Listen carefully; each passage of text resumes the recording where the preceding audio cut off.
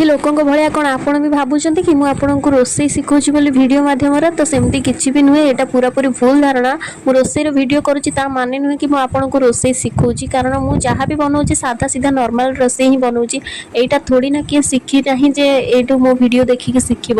ଆପଣମାନଙ୍କୁ ଏଇଟା ଏଇଥିପାଇଁ ଦେଖାଉଛି କାରଣ ଆମ ଗାଁ ଷ୍ଟାଇଲର ରୋଷେଇ ଶୈଳୀ ଆଉ ତା ସହିତ ଆମ ଗାଁର ଜୀବନଯାପନ ମୁଁ ଆପଣଙ୍କ ସହିତ ସେୟାର କରୁଛି। ଏଇଟା କେବଳ ଏଣ୍ଟରଟେନ୍ ପାଇଁ, ସମସ୍ତଙ୍କୁ ଭଲ ନ ଲାଗିପାରେ କିନ୍ତୁ କିଛି ଲୋକ ଅଛନ୍ତି ଯେଉଁମାନଙ୍କୁ ଏସବୁ ଦେଖିବା ପାଇଁ ବି ଭଲ ଲାଗେ। ତ ସେଇମାନଙ୍କ ପାଇଁ ଖାସ୍ କରି ଏ ଭିଡ଼ିଓଟି।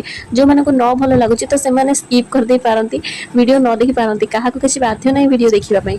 ଆଉ ହଁ, ଆପଣ ଯଦି ଏଯାଏଁ ଭିଡ଼ିଓ ଦେଖିଲେଣି ତାହେଲେ ନିହାତି ଆପଣଙ୍କୁ ଭିଡ଼ିଓ ଭଲ ଲାଗୁଛି। ଭିଡ଼ିଓ ଭଲ ଲାଗିଲେ ଭିଡ଼ିଓକୁ ଲାଇକ୍ କରିକି ଆଇଡ଼ିକି ଫଲୋ କରିଦେବେ। ଆଜିର ଚିକେନ୍ ତରକାରୀ ପୁରା ଛେଚା ମସଲାରେ ବନା ହେଇଥିଲା, ବହୁତ ହି ଟେଷ୍ଟି ଥିଲା। ଆପଣ ବିଶ୍ୱାସ ବି କରିବେନି କି ମୁଁ ରୋଷେଇ କଲାବେଳେ ଏତେ ବଢ଼ିଆ ବାସ୍ନା ଆସୁଥିଲା ଆଉ ରହି ହିଁ ହେଉନଥିଲା, ଭୋକ ବଢ଼ି ଯାଉଥିଲା ଏ ବାସ୍ନା ସହିତ। ଦେଖନ୍ତୁ ମୋ ଝିଅ ଖାଇକି କହୁଛି ତାକୁ କେତେ ବଢ଼ିଆ ଲାଗୁଛି। ତ ଆଜି ପାଇଁ ଏତିକି, ରହିଲି। ଦେଖା ହେବ ଆଉ ଗୋଟେ ନୂଆ ଭିଡ଼ିଓ।